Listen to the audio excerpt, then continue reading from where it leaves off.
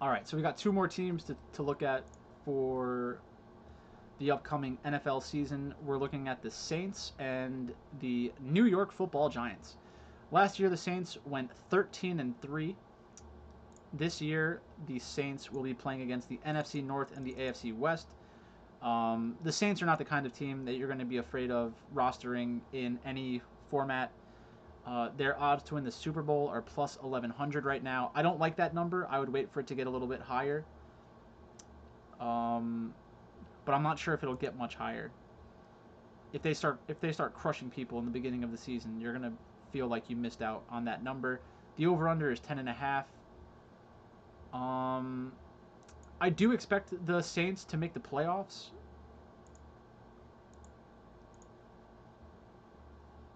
10.5. 9 seems really important. 10 seems really important. 11, 12, 13. 11-5. 9-7. 10-6.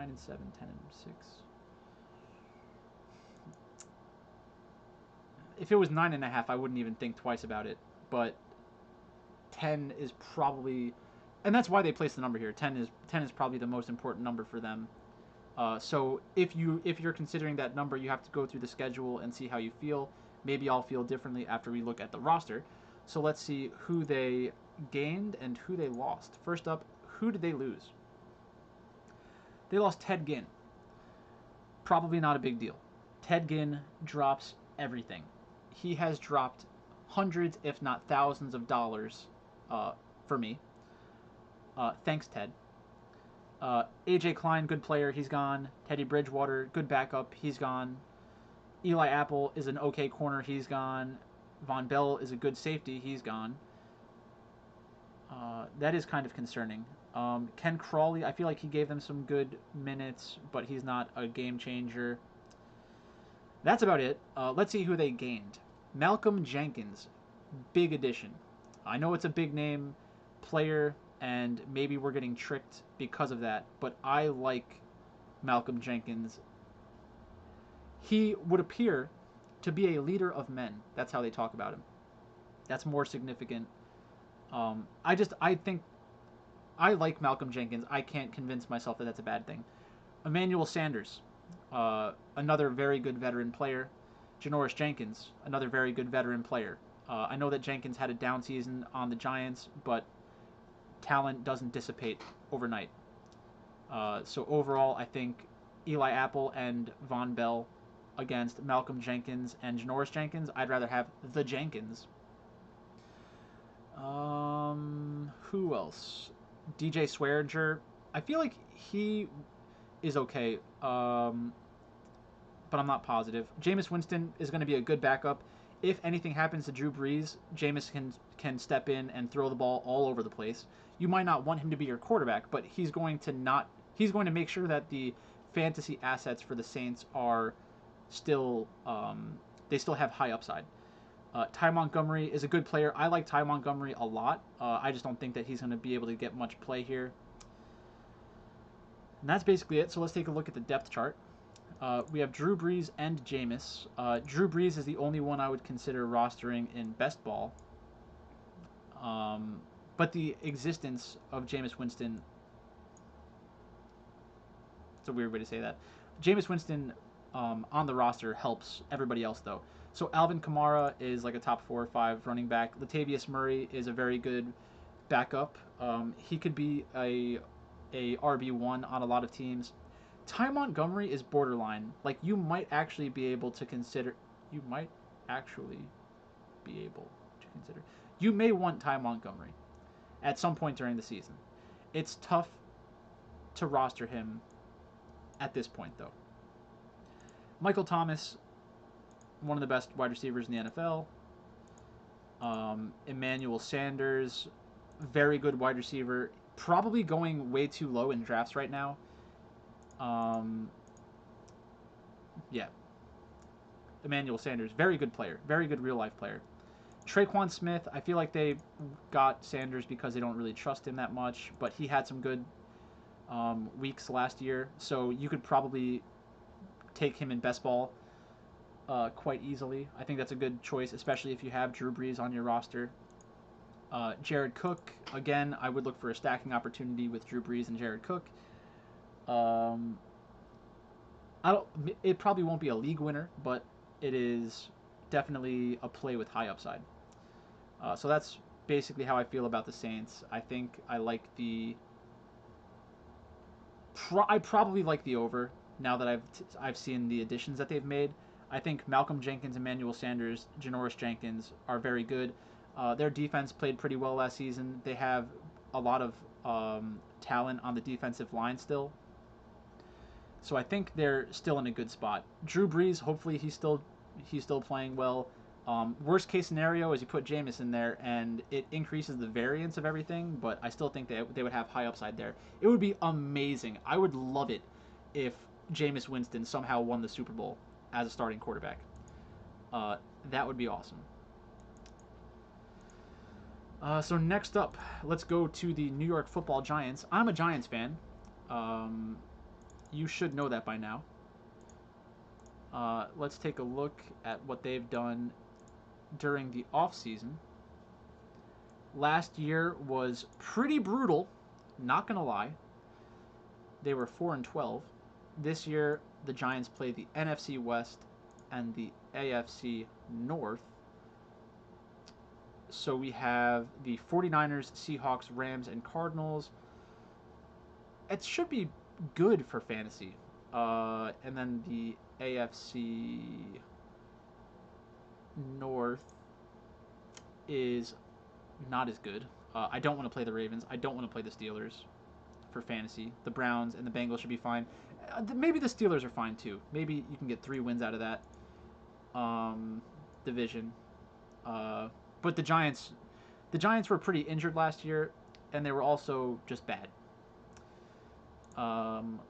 The over/under is 6. I like the over because I'm a Giants fan.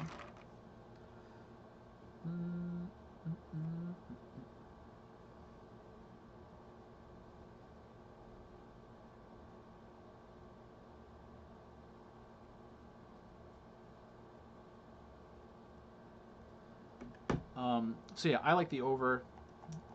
Betting with my heart there, but that's fine. Da, da, da. And they're plus 8,000 to win the Super Bowl.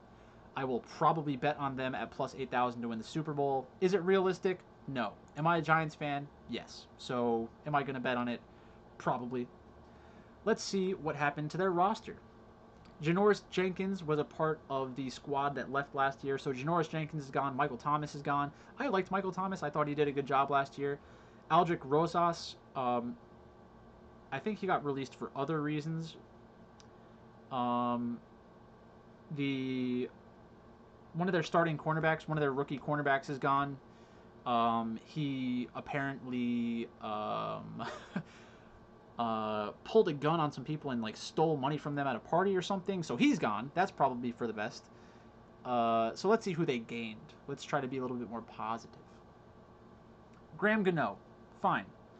Colt McCoy, I don't care. Dion Lewis, good backup. Very good backup, really. Nate Ebner, not sure how I feel about. I don't even know who that is really.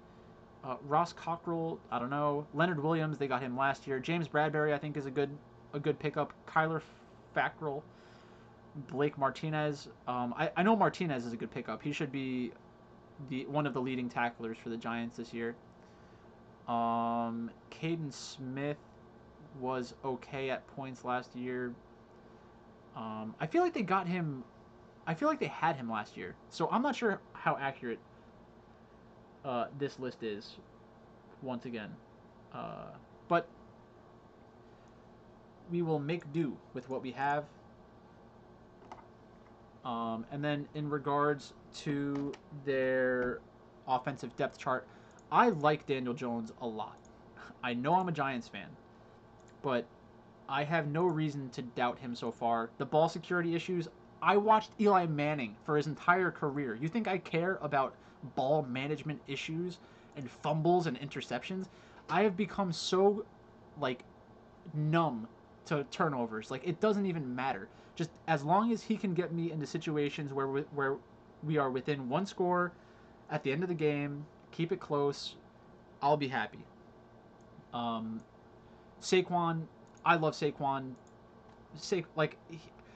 When I saw Saquon for the first time at Penn State, I was in love, and then I thought to myself, it's too bad that the Giants will never have someone like Saquon Barkley because they shouldn't be picking first overall next year, or they shouldn't be at the top of the draft next year. And then they were at the top of the draft, and they did get Saquon Barkley, and I was ecstatic. I love everything about Saquon Barkley. He is like one of the best players in the NFL, one of the best running backs in the NFL, but also one of the best so far people in the NFL. Like he just does everything the right way, which is amazing. So they're a very young team. They have a new coach. They have Joe Judge. They have Jason Garrett from the Cowboys. I don't like Jason Garrett because he was a Cowboy, but he was also a Giant when he was a player, and now he's back as a Giant, so I have to give him the benefit of the doubt. He did a pretty good job with the Dallas Cowboys. I know a lot of Cowboys fans who would say otherwise and say that he really held them back, but now he's the offensive coordinator, so I don't have to care as much about that. Um, Darius Slayton, he had a very good rookie year.